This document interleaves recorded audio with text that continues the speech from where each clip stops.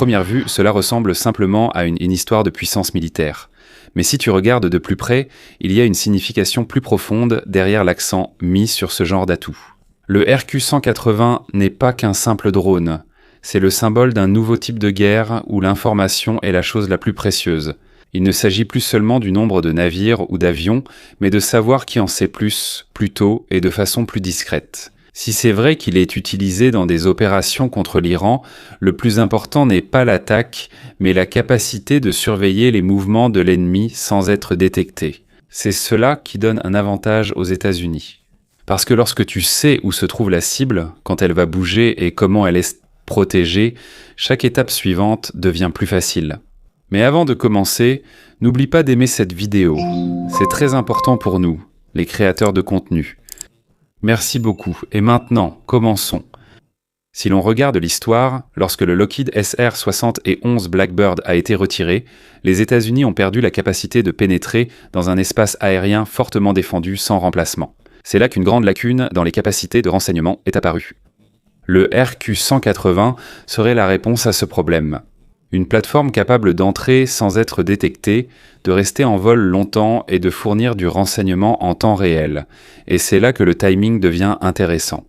Si des photos ou des preuves de celui-ci sortent maintenant, ce n'est pas simplement une fuite. Souvent, ce genre d'exposition s'accompagne d'un message. C'est une façon de montrer à l'ennemi que tu as des capacités qu'il est incapable de détecter ou de contrer. Ce n'est pas une menace directe, mais le signal est clair. Nous savons où vous êtes. Et quand la situation est comme ça, toute la dynamique du combat change. Parce que même sans avoir tiré un seul coup, le camp qui possède le renseignement le plus avancé est généralement celui qui contrôle ce qui va se passer ensuite. C'est ici qu'on voit à quel point on parle d'un tout autre niveau technologique. Northrop Grumman a décroché ce projet après avoir battu Boeing et Lockheed Martin. Ce n'est pas un développement ordinaire. C'est un projet qui est presque caché dans la partie la plus secrète du budget militaire. Donc même le nom RQ-180 n'est pas encore officiellement reconnu. Presque tout ce que nous savons à ce sujet provient de fuites, d'analyses d'experts et de morceaux d'informations rassemblés. Mais malgré cela, certaines choses sont claires. On pense qu'il a effectué son premier vol en août 2010. Et dans les années qui ont suivi, il a progressivement été mis en service opérationnel. Il y a même des indications qu'il était déjà utilisé avant 2020. Cela signifie qu'il opère en coulisses depuis longtemps. Nous ne l'avons tout simplement pas remarqué. Et l'un des aspects les plus intéressants ici, c'est que son développement aurait eu lieu dans des sites classifiés comme la zone 50 est un endroit depuis longtemps associé aux projets les plus avancés des États-Unis. Maintenant, pourquoi est-il important que cela commence à être vu par le public ? Parce qu'avec ce genre de technologie, ce n'est pas un accident si cela est révélé. Lorsqu'une image ou une preuve apparaît, il y a souvent un message qui l'accompagne. C'est une façon de montrer que tu as des capacités que ton adversaire ne peut pas égaler. Et dans la guerre moderne, ce genre d'avantage est plus important que la simple puissance de feu. Il ne s'agit pas de savoir qui a le plus d'avions, mais de savoir qui en sait plus, qui voit mieux et qui peut se déplacer sans être détecté. Et s'il est vrai que cela fonctionne depuis longtemps, il est possible que les États-Unis disposent de ce niveau de capacité de surveillance depuis longtemps sans que la plupart des gens le sachent. Et c'est ça le vrai changement. C'est ici que l'on voit plus clairement comment un projet extrêmement secret commence peu à peu à être révélé au public. En septembre 2021, il y a eu des rapports indiquant que le RQ-180 avait été aperçu dans le ciel des Philippines. Silencieux, presque inaperçu, mais assez pour attirer l'attention des observateurs. La même année, une vidéo de l'US Air Force est également apparue, dans laquelle le nom White Bat a été utilisé. Ce n'est pas une confirmation officielle, mais il est clair qu'il y a un message sous-jacent, un nom de code pour quelque chose qui n'est pas encore prêt à être entièrement révélé. Tout est devenu encore plus intéressant en mars 2026. Selon le rapport dont Larissa GR, un avion a effectué un atterrissage d'urgence à la base aérienne de Larissa, en Grèce. D'abord pris pour un bombardier B-2, l'apparition de nombreuses photos et vidéos a amené les experts à comprendre qu'il s'agissait d'autre chose. Un système plus rare, plus silencieux et plus avancé. C'est là que l'analyse des experts en aviation est entrée en jeu. Ils ont étudié chaque image, la forme des ailes, le profil de vol et le comportement de l'appareil. Et presque tous sont arrivés à la même conclusion. Ce n'est pas un B2, c'est le RQ180. Ce qu'ils ont appelé la Dame de Larissa est devenu la preuve la plus claire que ce projet n'est plus seulement une théorie. C'est maintenant réellement utilisé dans des opérations. Et plus important encore, l'emplacement n'est pas un hasard. La Grèce est un point stratégique entre l'Europe et le Moyen-Orient. S'il y a des opérations en cours des États-Unis dans la région, il est logique qu'ils utilisent ce genre de plateforme là-bas. C'est pourquoi les analystes ont rapidement fait le lien. Si cela se trouve en Méditerranée et qu'il y a une opération en Iran, il y a de fortes chances que cela soit utilisé pour la surveillance et le soutien au renseignement. Et c'est là que sa véritable valeur se révèle. Ce n'est pas fait pour être montré. Ce n'est pas destiné au combat direct. C'est un œil dans le ciel, un système qui fournit des informations auxquelles les autres n'ont pas accès. Et dans la guerre moderne, celui qui contrôle l'information contrôle le prochain mouvement. C'est ici que l'on comprend encore mieux pourquoi le RQ180 est si spécial. Selon des analyses comme celle d'Intel Walrus et des rapports de The Warzone, ce n'est pas simplement un drone ordinaire. C'est une plateforme conçue pour collecter des informations de manière presque indétectable. Et même s'il n'y a pas de confirmation officielle du Pentagone ou des forces aériennes des États-Unis en Europe, les images publiées suffisent à donner une idée claire de son fonctionnement. Sous l'avion, on peut voir des ouvertures de capteurs inhabituelles. Ce ne sont pas de simples caméras. Il s'agit probablement d'un système de capteurs multispectraux, capable d'observer dans la lumière visible, l'infrarouge, le thermique et d'autres fréquences. De cette manière, il peut détecter les mouvements des véhicules, la chaleur des moteurs ou même l'activité dans la zone. Et comme le capteur est incliné des deux côtés, il a la capacité d'observer même à distance. Il n'a pas besoin de survoler directement la cible. Il peut rester à une distance sûre tout en continuant à surveiller une zone. C'est ce qu'on appelle une trajectoire en hippodrome. L'appareil effectue une boucle allongée dans une zone tout en gardant le focus sur la cible. Dans une utilisation pratique, c'est un énorme avantage pour les opérations contre l'Iran, parce qu'il ne voit pas seulement les mouvements actuels, il peut aussi établir un schéma de comportement. Qui bouge, quand et où il va. Et quand tu obtiens ce niveau d'information, tu n'as plus besoin de deviner. Chaque décision devient plus précise, et c'est là que le point le plus important devient clair. Cette technologie n'est pas seulement une question de surveillance, il s'agit de contrôle. Parce que dans la guerre moderne, celui qui possède le plus d'informations a le plus grand avantage, même avant que le combat ne commence. C'est ici que l'on comprend encore mieux à quel point la capacité du RQ180 est puissante. Ce n'est pas simplement un œil dans le ciel. C'est un système capable de fusionner différents types d'informations en une seule image du champ de bataille. Selon les experts, il est probable qu'il soit capable d'utiliser le GMTI et le SAR. Le GMTI, ou Ground Moving Target Indicator, fonctionne comme un système de suivi en temps réel. Il peut détecter les mouvements des véhicules, des soldats et même les petits déplacements de l'ennemi en temps réel. Cela signifie que vous n'obtenez pas seulement une image. Vous voyez directement comment l'ennemi se déplace en temps réel. Pendant ce temps, le SAR, ou radar à ouverture synthétique, fournit une image détaillée du terrain. Même la nuit, même s'il y a des nuages, même par mauvais temps, il peut produire une image claire du sol et des structures. Lorsque ces deux éléments sont combinés, ils forment une image presque complète. Le SAR fournit l'arrière-plan et le GMTI ajoute le mouvement à la scène. Le résultat, c'est une vue en direct du champ de bataille que les anciens systèmes ne pouvaient pas offrir. Et c'est là que cette technologie apporte un grand changement. Lors de l'opération contre l'Iran, il est essentiel de connaître non seulement l'emplacement de la cible, mais surtout ses déplacements, sa destination et ses moments de vulnérabilité. Et c'est exactement ce que ce genre de combinaison de capteurs peut fournir. Il y a un autre détail important. Les analystes ont remarqué que les capteurs du RQ180 sont presque identiques à ceux utilisés sur le Scaled Composites Proteus, un avion expérimental utilisé depuis longtemps comme plateforme d'essai pour des systèmes avancés. Et comme le Proteus est également lié à Northrop Grumman, il est facile de voir le chemin de développement. D'abord, la technologie est testée sur une plateforme expérimentale. Ensuite, celle-là s'est transférée vers un système plus avancé et opérationnel comme le RQ180. Cela signifie que ce n'est pas une invention soudaine. C'est le résultat d'un long processus de test et d'amélioration. Et c'est là que l'idée d'ensemble se dégage. La véritable force de l'armée moderne ne réside pas seulement dans les armes, mais dans l'intégration de l'information. Lorsque tu es capable de combiner les données provenant de différents capteurs et d'en faire une image claire de la situation, tu obtiens un avantage presque impossible à battre. Et dans ce genre de configuration, même avant que le combat ne commence, tu as déjà un avantage. C'est ici que l'on voit clairement à quel point la conception du RQ-180 est complexe. Ce n'est pas simplement un avion équipé de capteurs, c'est un système où chaque détail a son utilité. La bosse sous le fuselage, c'est probablement là que se trouve le radar principal. Il se peut qu'il tourne ou qu'il couvre les deux côtés, ce qui permet de scanner en continu peu importe la direction du vol.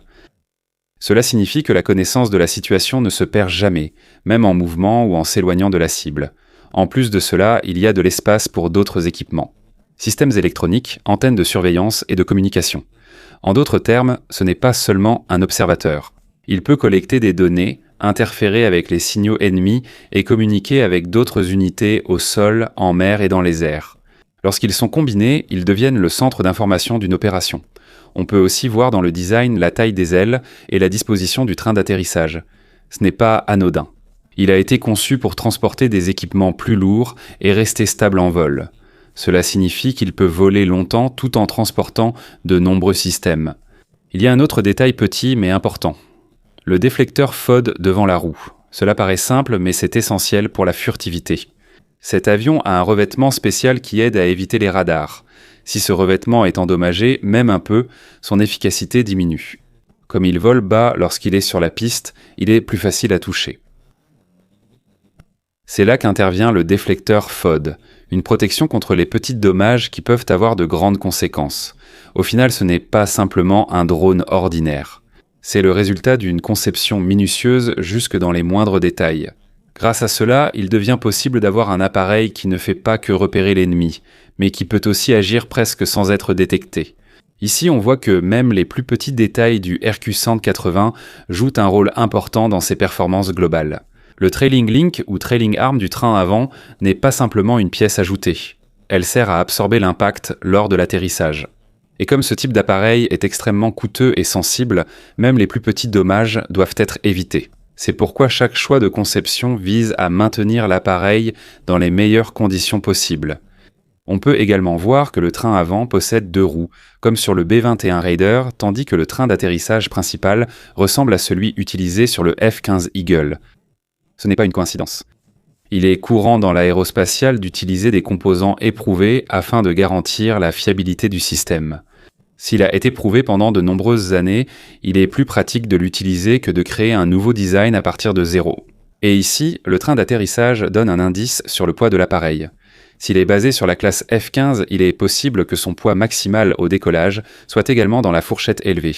Mais il est important de se rappeler que ce n'est pas un avion de bombardement. Il n'est pas conçu pour mener des missions. Sa véritable force réside dans son endurance et sa portée. Plus léger, il reste plus longtemps en l'air. Il peut aller plus loin. La priorité du design devient alors évidente. Il s'agit moins de force brute que de surveillance continue. Selon les estimations, il peut atteindre une portée d'environ 14 000 miles, rester en l'air jusqu'à 24 heures et voler à une altitude d'environ 60 000 pieds. Cela signifie qu'il peut surveiller une vaste zone en continu, presque sans être détecté. Et il n'a pas besoin de retourner immédiatement à la base.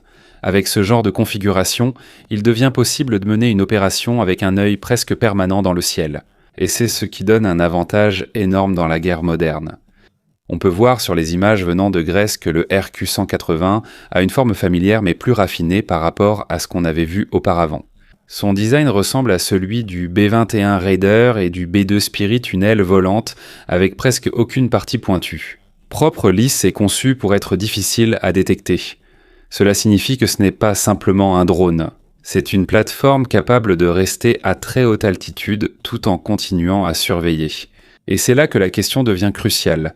Quel est exactement son rôle en Iran ? Il n'y a pas de confirmation officielle, mais d'après ses capacités, on voit clairement où il est le plus utile. L'Iran utilise des lance-missiles mobiles, des systèmes capables de se déguiser en camions ordinaires. Ils peuvent changer de position et attaquer soudainement. C'est l'une des parties les plus dangereuses de leur équipement. Comme ils ne sont pas des cibles fixes, ils ne sont pas faciles à repérer. C'est là que la valeur du RQ-180 entre en jeu.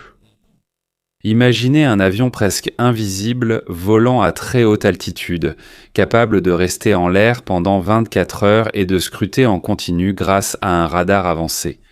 Il n'a pas besoin de s'approcher, il n'a pas besoin de se montrer, mais il peut voir les mouvements en bas. Même si le lanceur bouge, se cache ou change de position, la surveillance le repère toujours.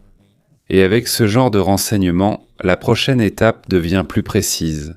Frappe aérienne, frappe de missile, opération ciblée ne se font ni au hasard ni à l'aveugle. C'est la véritable valeur de ce genre de système, non pas dans la puissance de l'attaque, mais dans la capacité de voir d'abord avant d'attaquer. Dans la guerre moderne, c'est cela le plus dangereux. Contrairement à d'autres drones de surveillance qui ont un temps de vol limité ou qui sont facilement détectables, le RQ-180 est d'un tout autre niveau. Il peut voler plus haut, plus silencieusement, et il est beaucoup plus difficile à détecter que n'importe quel autre appareil utilisé pour le même rôle. Cela signifie que, tandis que d'autres drones doivent battre en retraite ou risquent d'être abattus, le RQ-180 peut rester à l'intérieur même de l'espace aérien contesté, avec presque aucun risque d'être repéré. Et c'est là que la donne change. Sa véritable force ne réside pas seulement dans la surveillance, mais dans une présence continue. 24 heures sur 24, 7 jours sur 7 haut dans le ciel. Pendant que la cible se déplace au sol, il y a un système au-dessus qui ne disparaît jamais. Mais ce n'est pas tout. Selon les analystes militaires, il est également possible que le RQ-180 puisse remplir des rôles encore plus avancés. Renseignement électronique, collecte de données de signaux provenant des radars, des communications et des systèmes militaires, guerre électronique, interférence ou brouillage des communications ennemies, et il pourrait aussi servir de relais aéroporté, un centre de données volant qui connecte différents équipements comme le F-22 Raptor et le F-35 Lightning II. Cela signifie qu'il n'est pas seulement un observateur, il s'agit d'un nœud central dans tout le réseau du champ de bataille. Tout ce qu'il voit est immédiatement transmis aux autres unités, en temps réel, sans délai. Et avec un tel système, la guerre ne concerne plus seulement la puissance, mais aussi la vitesse de circulation de l'information. Celui qui voit le plus vite a le contrôle. Celui qui a une image plus claire du champ de bataille a l'avantage, même avant que les tirs ne commencent. Et c'est là que réside la véritable importance du RQ-180. Ce n'est pas seulement un nouveau drone. C'est le symbole du passage de la guerre traditionnelle à une guerre basée sur le renseignement, où l'arme la plus dangereuse n'est pas la bombe, mais l'information. Et si nous élargissons encore la discussion, il y a un autre point important. L'effet de cette technologie sur la pensée de l'ennemi. Parce que lorsqu'un pays sait qu'il existe un système au-dessus capable de surveiller ses mouvements à tout moment, sa façon d'agir change. Selon les analyses militaires, la surveillance n'a pas seulement un effet lié à sa présence physique. Cela a aussi un effet psychologique. Quand tu n'es pas sûr de savoir quand tu es observé, tu deviens plus prudent. Tes mouvements sont plus lents, tes options sont plus limitées. Et de cette manière, même sans attaque directe, il y a déjà un contrôle sur la situation. Maintenant, pensons à l'effet que cela a sur l'Iran. S'il y a un tel niveau de surveillance dans les airs, il ne suffit plus simplement de se cacher. Changer de position ne suffit plus. Il faut des mouvements plus complexes. C'est plus imprévisible et plus difficile à coordonner. Et plus les mouvements deviennent complexes, plus le risque d'erreur augmente. Et à la guerre, une petite erreur peut avoir de grandes conséquences. Maintenant, il y a un autre aspect, son effet sur la rapidité de la prise de décision. Parce que si l'information est en temps réel, la réaction est plus rapide. Selon certains rapports, ce type de système peut fournir des données directement aux unités de commandement. Cela signifie que de l'observation à l'action, l'intervalle est plus court. Et lorsque l'intervalle est plus court, chaque mouvement devient plus précis. Il n'est plus nécessaire d'attendre longtemps. Il n'y a plus besoin de deviner. Tout est basé sur ce qui se passe réellement. Maintenant, il y a une autre couche, plus discrète, son effet sur la coordination. Dans les opérations modernes, ce n'est pas seulement une unité qui agit. Il y a l'aviation, la marine, les forces terrestres, et tous doivent travailler ensemble. Et c'est là qu'entre en jeu la valeur d'un système central comme le RQ-180. Selon les experts, une plateforme partageant des informations avec toutes les unités améliore la coordination. Toute l'opération fonctionne comme un seul système, même si les parties sont différentes. Et avec ce genre de configuration, les retards sont réduits, les erreurs diminuent et l'efficacité augmente. Maintenant, pensons à ses implications plus larges. Si ce genre de technologie continue d'être utilisé, il est possible que la norme des opérations militaires change. La force ne suffit plus, le nombre ne suffit plus. Il faut avoir ce niveau d'information. Et si tu ne l'as pas, peu importe ta puissance, tu restes désavantagé. Maintenant, il y a une autre perspective, son effet sur le développement des autres pays. Quand les autres pays voient ce genre de capacité, il était naturel qu'ils essaient aussi d'atteindre ce niveau. Selon des rapports, de nombreux pays investissent déjà dans les drones furtifs et capteurs avancés, non pour attaquer, mais pour ne pas être laissés pour compte. Et c'est là que commence un nouveau type de compétition.